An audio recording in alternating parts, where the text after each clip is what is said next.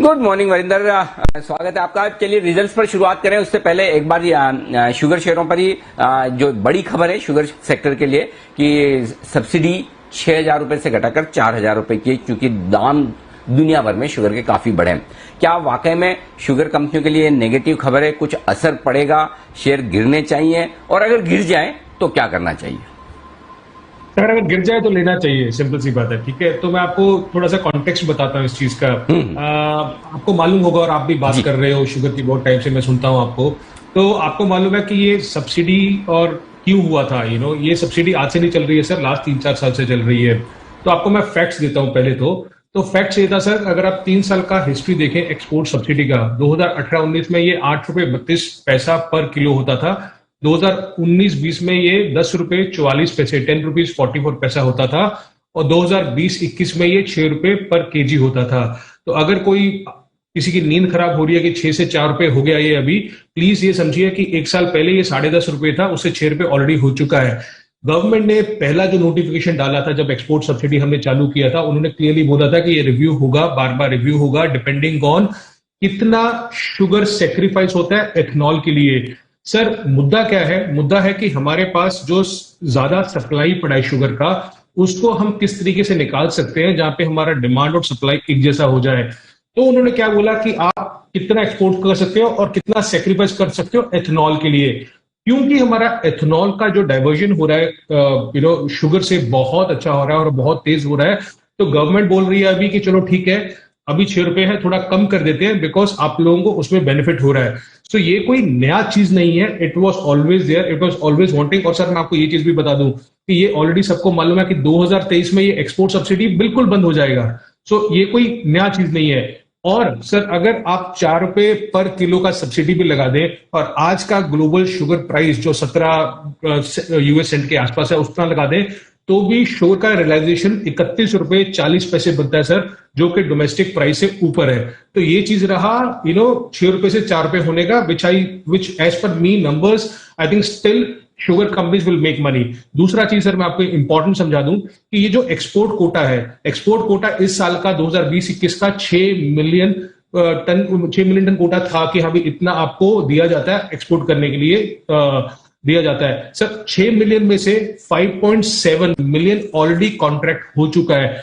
कहने का मतलब है उसमें कोई एम्बिग्यूटी नहीं है। जो मिल्स ने एक्सपोर्ट कर दिया है उसका उनको उतना ही पैसा मिलेगा, मगर 6 रुपए पर केजी के सब्सिडी मिलेगा। तो 5.7 तो हो ही चुका है आउट ऑफ 6 मिलियन। तो हम क्या 0.3 मिलियन के लिए मगर इतना परेशान हो रहे हैं? I don't think so. Point ये है कि जो बड़ा पिक्चर है शुगर में, अगर कोई समझता है और समझना चाहिए, तो आपको ये देखना चाहिए कि एथनॉल का कितना प्रोडक्शन शुगर से हो रहा है। हमने सोचा है कि 2.5 मिलियन टन जो है शुगर सेक्रीफाइस, 2 से 2.5 मिलियन टन इस साल सेक्रीफाइस होगा, अगले साल 3 से 3.5 मिलियन टन होगा।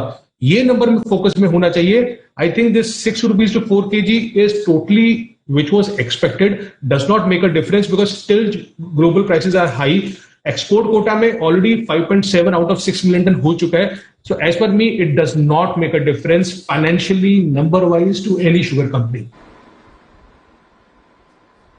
ओके, तो ये है आपके लिए बड़ा एक्शन शुगर शेयरों पर आता हुआ इस वक्त, लेकिन डरने घबराने की बिल्कुल जरूरत नहीं। और अगर आज इस खबर के दम पर शुगर शेयर गिरे तो खरीदारी का बेहतरीन मौका। आइए नतीजों पर करते हैं फोकस, और हमेशा की तरह सबसे पहले चाहिए स्टैंड आउट रिजल्ट्स। कौन से हैं वो रिजल्ट्स जो हैं बेहद दमदार? Sir clearly HPCL, I know कि जो बीट आया उसमें इन्वेंट्री गेन था। अगर मैं उस इन्वेंट्री को निकाल भी देता हूं सर, क्योंकि आपको रिपोर्टेड जीआरएम $7.07 देखेंगे वर्सेस कंपेयर टू 4.3 जो एक्सपेक्टेड था। अगर आप उसको निकाल भी देते हो तो जो कोर जीआरएम है वो $3.5 है, कंपेयर टू जो बहुत एनालिस्ट एस्टिमेट कर रहे थे कि लॉस होगा। तो रिजल्ट्स अगर इन्वेंट्री निकाल भी दोगे तो भी बहुत अच्छे दिख रहे हैं। मार्जिन ऑफ कोर्स एक्सपेक्टेड था 3% के आसपास आएगा, तो 6.2% आया। ये रहा रिजल्ट्स का बात। सर आप सोचिए, ये जो डिविडेंड दिया एक बात है, बट एक स्टेप पहले का सोचते हैं हम लोग। सर एचपीसीएल ने बायबैक भी किया। बायबैक कितना किया सर? 13% ऑफ फ्री फ्लोट, मतलब 6% ऑफ फुल मार्केट का है। इतना बड़ा बायबैक करने के बाद अभी ये डिविडेंड दे रहा है जिसका 8-8.5% डिविडेंड यील्ड हो रहा है। और सब लोग बोलते हैं कि पीएसयूज तो कुछ करता नहीं है, अलग बात है, but I think the numbers were really good. One second, of course buyback के बाद डिविडेंड, टेल मी सर, कितना कंपनीज है इंडिया में जिसने बायबैक के बाद डिविडेंड दिया? I think they have done very very well, और गवर्नमेंट कुछ सोच रहा है इसके बारे में। बीपीसीएल ऑफ कोर्स इसके नंबर्स आने वाले, I am sure it will be in action today, but one number for me stood out was clearly HPCL.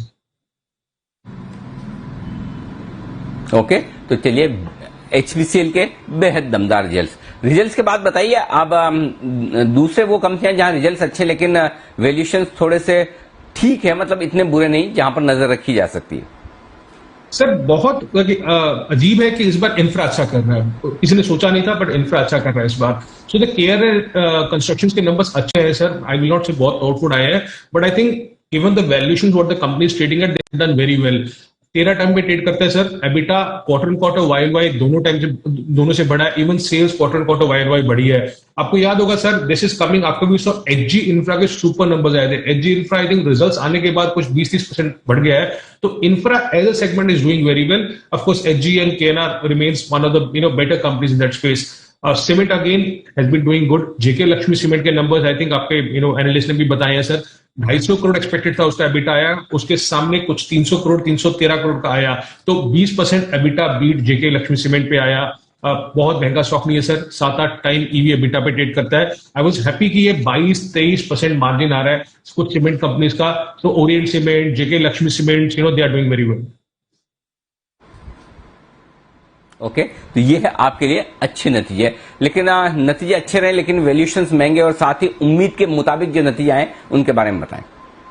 Sir Havells के नंबर बहुत अच्छे थे, बट सेल्स इनलाइन थी, बट मार्जिन ज्यादा हेल्दी थे। मार्जिन कुछ 15.2% आया, एक्सपेक्टेड था 14% आएगा। बट सर इसमें ना हेवल्स में एक्चुअली मैं आपको एक चीज बताता हूं कि आप हेवल्स ज्यादा मत देखिए।